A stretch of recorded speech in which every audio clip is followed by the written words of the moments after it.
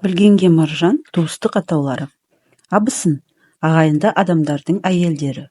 Бажа, бір адамның немесе ағайынды кісілердің қыздарына үйленген адамдар.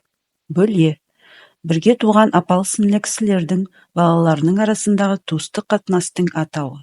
Балдыз, әйел адамдардың жасы кіші туыстары. Ене, ерлі-зайыптылардың аналары бір-біріне ене болады. Құда, күйеу мен қалыңдықтың аталары әкелері. Құда бала, құдасының баласы, тағы басқа жасы кіші туысы. Құдағи, күйеу мен қалыңдықтың шешелері немесе әжелері. Құда жекжат, ілік шатыс құда адамдар. Құдандалы, қыз алысып, қыз беріскен, сүйек шатасы бар адамдар.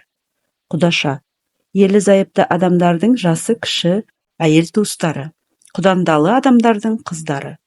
Жиеншар, жиеннен туған бала. Жиен, күйеуге шыққан қыздан туған бала. Жеңге, ағайынның жасы үлкен туыстардың әйелі. Жезде, туысқан адамдардың өзінен үлкен апасының күйеуі. Киіт, құда-құдағиға киім-кешек түрінде берілетін сыйлық. Күйеу, әйелдің ері, жұбайы. Келін, ата-ана үшін баласының әйелі де, жасы үлкен ағалары мен туысқандары үшін інісінің әйелі.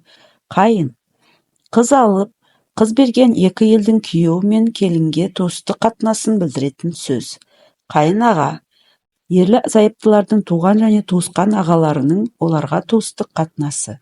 Қайын ата, күйеу мен келіншектің туған әкелерінің оларға туыстық қатынасы.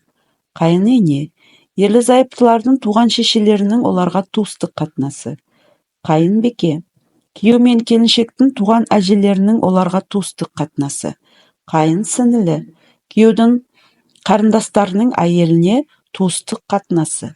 Қайын іні, ерлі-зайыптылардың өздерінен кіші ұл бауырлары. Қайын жұрт, қыз беріп, қыз алысқан екі елдің қыз бен күйеуге жақындығын білдіреді.